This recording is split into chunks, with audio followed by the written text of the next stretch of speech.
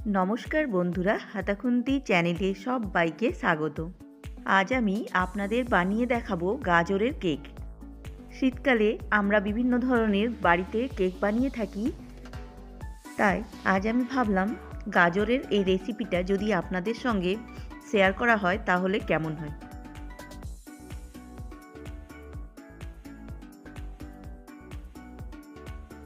কেকটা দেখুন, আপনাদের কেটে দেখিয়ে দিচ্ছি। কেকটা এতটাই সফট আর স্পঞ্জি হয়, আপনারা বাড়িতে নিজেরা না বানালে বুঝতেই পারবেন না।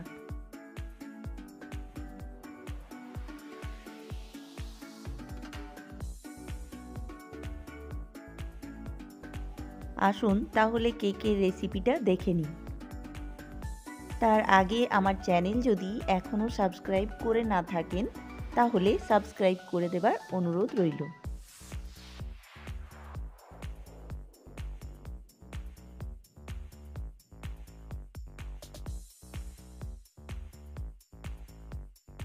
যেহেতু আমি গাজরের কেক বানাবো তাই গাজর তো অতি অবশ্যই লাগবে, তার জন্য আমি এখানে দুটো গাজর নিয়ে নিয়েছি। আর গাজর দুটোকে ভালোভাবে ধুয়ে নিয়েছি। একটা বড় সাইজের গাজর নিয়েছি আর একটা মিডিয়াম সাইজের গাজর নিয়েছি।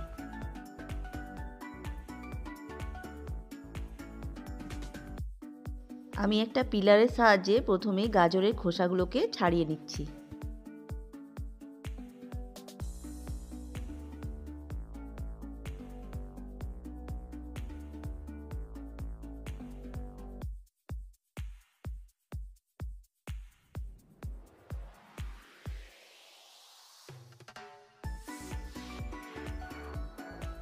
এখানে খোসাগুলো ছাড়ানো হয়ে গেছে।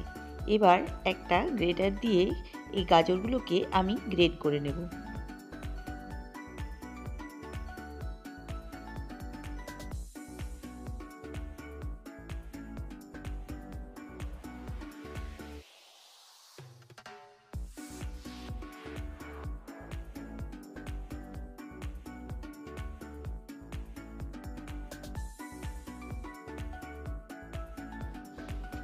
তো দেখুন বন্ধুরা, আমি এখানে গাজরগুলো গ্রেট করে নিয়েছি।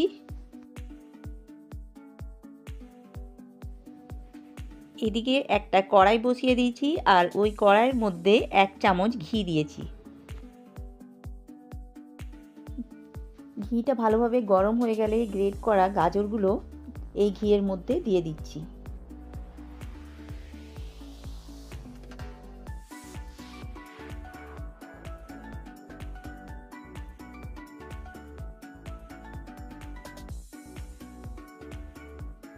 এবারে গাজরগুলোকে আমি 10 মিনিটের মতো নাড়াচাড়া করে ভালোভাবে ভেজে নেব।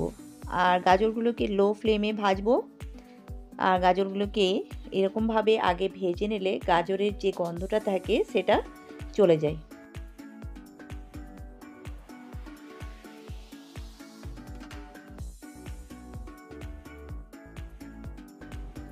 গাজরগুলো খুব ভালোভাবে ভাজা হয়ে গেলে আমি এখানে 1 কাপের মতন চিনি দিয়ে দিচ্ছি। আর চিনিটা যতক্ষণ না ভালোভাবে মেল্ট হচ্ছে ততক্ষণ নাড়াচাড়া করে নিচ্ছি।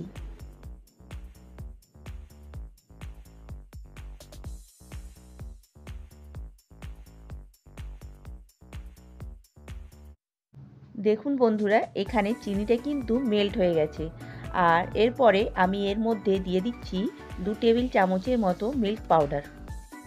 এবার এই মিল্ক পাউডারটাকেও গাজরের মধ্যে খুব ভালোভাবে নাড়াচাড়া করে মিশিয়ে নিচ্ছি।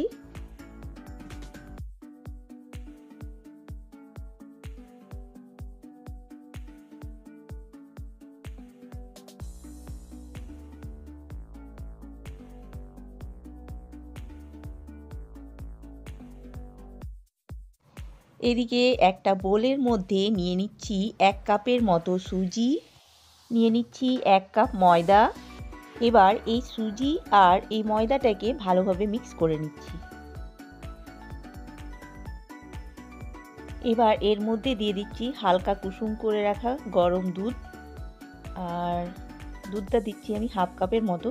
আবার যদি প্রয়োজন হয় পরে আবার আমি দেব, কিন্তু এখন 1/2 কাপ দিয়ে এই সুজি আর ময়দাটাকে ভালোভাবে মিশিয়ে নিচ্ছি।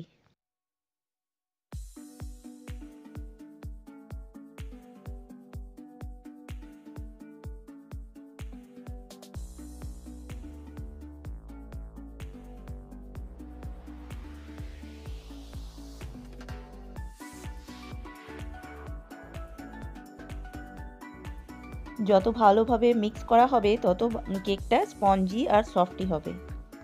তাই একটু সময় নিয়ে আর ধৈর্য ধরে এই কাজটা আমাদের করতে হবে।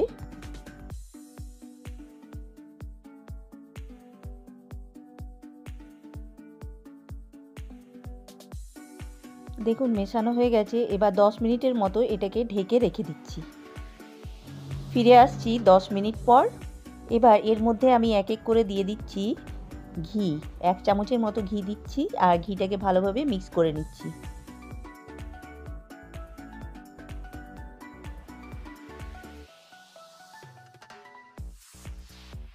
এবার এখানে দিয়ে দিচ্ছি 1/4 চামচের মতো বেকিং পাউডার, দিয়ে দিচ্ছি হাফ চামচের মতো বেকিং সোডা। এবার সুজি আর এই ময়দার যে মিশ্রণটা রয়েছে তার সঙ্গে বেকিং সোডা আর বেকিং পাউডারটাকে ভালোভাবে মিক্স করে নিচ্ছি।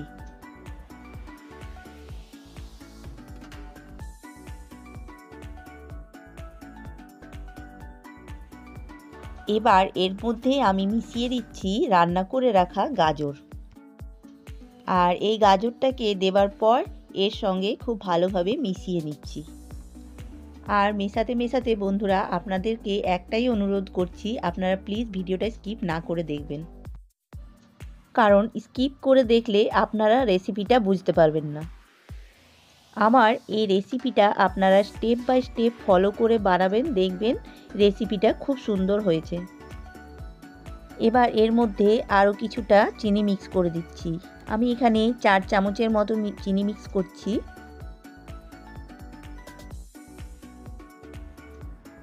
আর এই চিনিটাকেও এই মিশ্রণটির সঙ্গে খুব ভালোভাবে মিশিয়ে নিচ্ছি।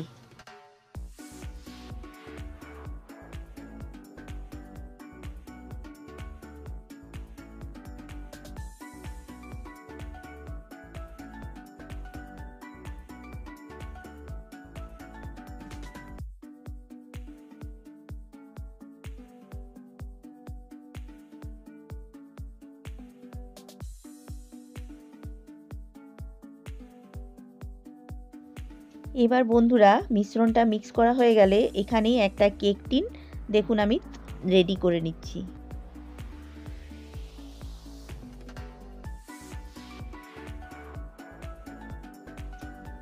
এবার কেক টিনের মধ্যে মিশ্রণটাকে আমি ঢেলে দিচ্ছি। ঢেলে দেওয়ার পর কেক টিনটাকে হালকা ঝাঁকিয়ে নিচ্ছি।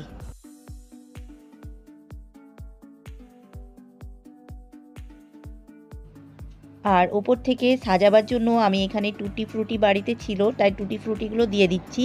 আপনাদের কাছে যে কোনো ড্রাই ফ্রুটস থাকলে আপনারা ওপর থেকে সাজিয়ে দিতে পারেন।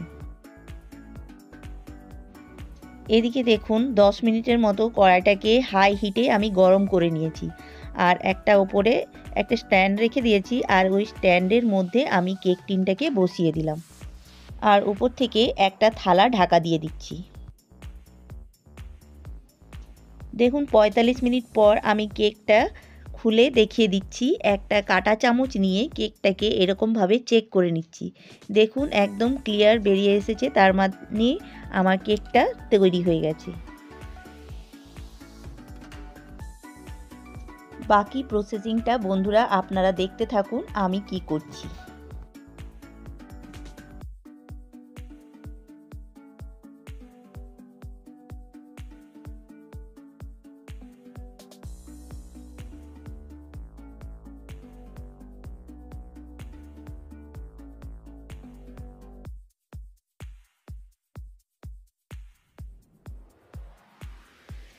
আমার আজকের এই রেসিপিটা যদি আপনাদের ভালো লেগে থাকে তাহলে বন্ধুরা লাইক কমেন্ট করে জানাবেন কেমন হয়েছে।